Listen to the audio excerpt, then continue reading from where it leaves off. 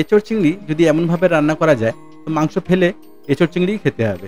তো নমস্কার বন্ধুরা, অতনুর কিচেনে সবাইকে স্বাগত। তো চলে এলাম নতুন একটা রেসিপি নিয়ে। আজকের রেসিপি হলো এঁচোড় চিংড়ি। খুব সুন্দর, খুব পপুলার একটা রেসিপি এঁচোড় চিংড়ি। তো দেখে নেবো আজকে, চলুন কিভাবে বানাবো আর কি কি লাগছে এই রেসিপিটা বানাতে, দেখে নেবো স্টেপ বাই স্টেপ। তো চলুন শুরু করবো আজকের রেসিপি। খুবই সুন্দর একটা রেসিপি শেয়ার করলাম, আশা করি আপনাদের ভালো লাগবে। তো বন্ধুরা, এঁচোড় চিংড়ি বানাতে আমার লাগবে এঁচোড়। তো এঁচোড়টা আমি কেটে রেডি করে নিয়েছি। এটাকে রেডি করে নিয়েছি। তো এটাকে এবারে বয়েল করে নিতে হবে। তো বয়েল করার জন্য এখানে আমি জল বসিয়ে দিয়েছি। দিয়ে দেবো এখানে 1 টেবিল স্পুন হলুদ পাউডার, আর হাফ টি স্পুন দিয়ে দেবো লঙ্কা পাউডার, আর দিয়ে দেবো লবণ। তো দিয়ে এটাকে আমি বয়েলে বসিয়ে দেবো। বয়েল করতে হাফ বয়েল করে নেব, 50% বয়েল করে নিতে হবে এঁচোড়টাকে। খুব সুন্দর একটা রেসিপি বন্ধুরা, অবশ্যই বাড়িতে ট্রাই করবেন। আর যদি বাড়িতে ট্রাই করেন তো কমেন্ট করতে ভুলবেন না রেসিপিটা আপনার কেমন লেগেছে। তো মনে রাখবেন এঁচোড়টাকে কিন্তু হাফ বয়েল করে নিতে হবে, এটা ফুল বয়েল করলে হবে না। তো এটা হাফ বয়েল করে নেব। আর এখানে নিয়েছি আমি আলু, আমি 2খানা আলু নিয়েছি। আলুগুলোকে এরকম ছোটো করে কেটে নেবো, দেখুন এমনভাবে, এমন সাইজ করে কেটে নেব আলুগুলোকে। আলুটাকে ভালো করে কাটা হয়ে গেছে, এবারে আলুটাকে ভালো করে আমি ধুয়ে রেখে দেব। আর নিয়েছি পেঁয়াজ, আমি এখানে 4খানা মিডিয়াম সাইজ পেঁয়াজ নিয়েছি। পেঁয়াজগুলোকে ভালোভাবে চপিং করে নিতে হবে এমন করে, দেখুন। আর এখানে লাগবে আমার টমেটো। তো টমেটো আমি 2খানা মিডিয়াম সাইজ টমেটো নিয়ে পেস্ট করে নিয়েছি। তো বন্ধুরা, এঁচোড়টা আমার বয়েল হয়ে গেছে। এঁচোড়টাকে একটা পাত্রে আমি তুলে নেব। এঁচোড়টাকে তুলে নিয়ে তারপরে আমি বানিয়ে নেব একটা স্পেশাল মশলা, যেটা আমার এঁচোড় তরকারিতে লাগবে। তো মশলা বানানোর জন্য এখানে নিয়েছি আমি জিরে, গোটা লঙ্কা, গোটা ধনিয়া, আর নিয়েছি গোলমরিচ, 4টে লবঙ্গ, 4টে এলাচ, আর একটু দারচিনি। তো সবগুলোকে একটু ভালো করে আমি ফ্রাই করে নেব। শুকনো খোলাতে ভালো করে একটু ফ্রাই করে নেব। একটু ফ্রাই হয়ে গেলে এটাকে ঠান্ডা করে আমি এটাকে পেস্ট করে নেব। তো বন্ধুরা দেখুন আমার ফ্রাই হয়ে গেছে, এটাকে আমি এবারে পেস্ট করে নেব। আর নিয়েছি এখানে চিংড়ি মাছ। তো চিংড়ি মাছটাকে ম্যারিনেট করে নেব। তো ম্যারিনেট করার জন্য এখানে লাগবে অল্প একটু হলুদ পাউডার, অল্প একটু লঙ্কা পাউডার, আর একটু লবণ। তো দিয়ে ভালো করে এটাকে ম্যারিনেট করে আমি রেখে দেব। এটা ভালো করে একটু ম্যারিনেট করে নিতে হবে, দেখুন এমনভাবে। তো ম্যারিনেট করে আমি রেখে দেব।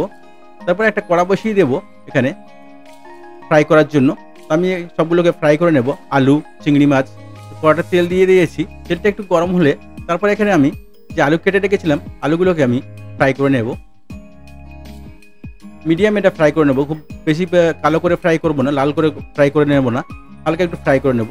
দিয়েছি অল্প একটু হলুদ পাউডার, আর দিতে হবে একটু লবণ।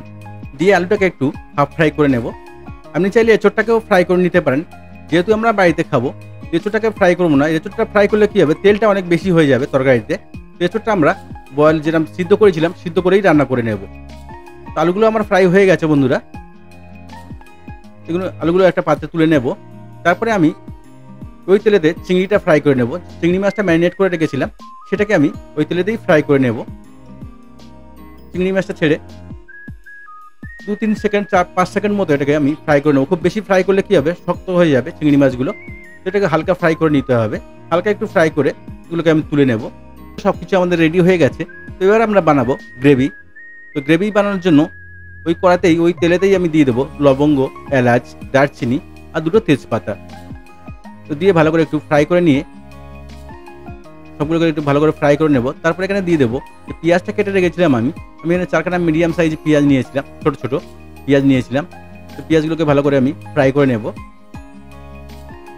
এমনভাবে ভালো করে একটু ফ্রাই করে নেব, লাল লাল করে একটু ফ্রাই করে নিতে হবে। তো পেঁয়াজগুলো একটু ভালোভাবে ফ্রাই হয়ে গেলে তারপরে এখানে দিয়ে দেবো আমি আদা আর রসুনের পেস্ট।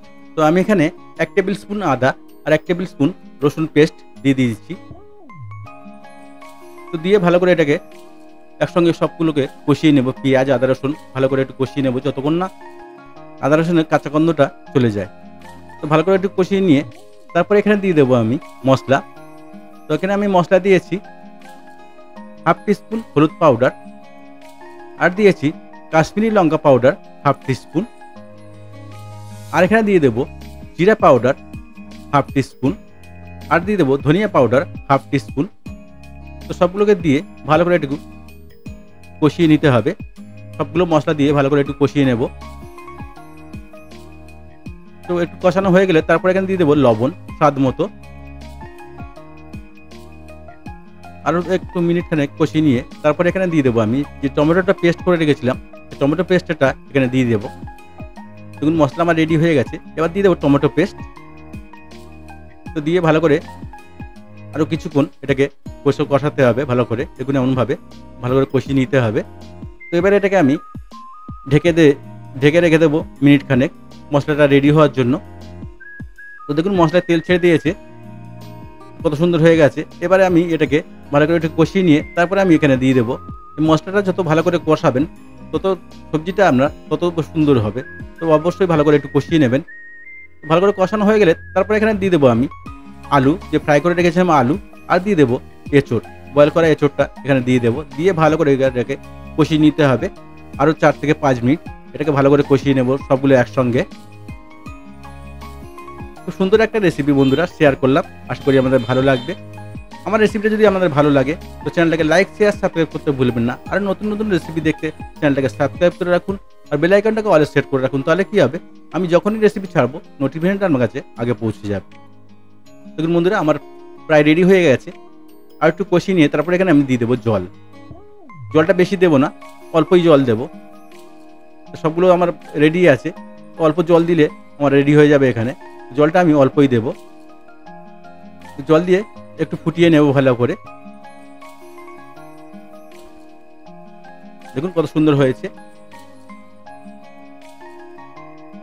তো একটু ফুটে গেলে তারপরে এখানে দিয়ে দেবো আমি চিংড়ি মাছ, যে চিংড়ি মাছটা ফ্রাই করে রেখেছিলাম দিয়ে দেবো চিংড়ি মাছটা। চিংড়ি মাছটা দিয়ে তারপরে এখানে দিয়ে দেবো যে মশলাটা আমি রেডি করে রেখেছিলাম, ফ্রাই করে রেখেছিলাম, সেটাকে পাউডার বানিয়ে নিয়েছি। সেই পাউডারটা এখানে আমি দিয়ে দেবো। দেখুন বন্ধুরা কত সুন্দর হয়েছে। সব কিছু আমার রেডি হয়ে গেছে। তো সব কিছু আমার ফ্রাই করা, খুব টাইমও লাগবে না বেশি। এবার দিয়ে দেবো যে গরম মশলাটা আমি রেডি করে রেখেছিলাম, সেই গরম মশলাটা উপরে দিয়ে দেবো। আর এখানে দিয়ে দেবো ঘি। গরম মশলা দিয়ে তারপর এখানে দিয়ে দেবো ঘি। তো ঘি আমি এখানে 2 টেবিল স্পুন ঘি দিয়েছি। খুব সুন্দর একটা রেসিপি বন্ধুরা, অবশ্যই বাড়িতে ট্রাই করবেন। যদি বাড়িতে ট্রাই করেন কমেন্ট করতে ভুলবেন না রেসিপিটা আপনার কেমন লেগেছে। তো ঘিটা দিয়ে দেবো উপরে, দিয়ে একটু ভালো করে নেড়ে ছেড়ে নিয়ে তারপরে আমি তরকারিটা নামিয়ে নেব। আমার এঁচোড় চিংড়ি রেডি হয়ে গেছে। খুব বেশি আমি ঝোল করব না আর খুব বেশি শুকনোও করব না, মিডিয়াম রেখে দেবো। তো দেখুন কত সুন্দর হয়েছে, খুব বেশি ঝোলও নেই।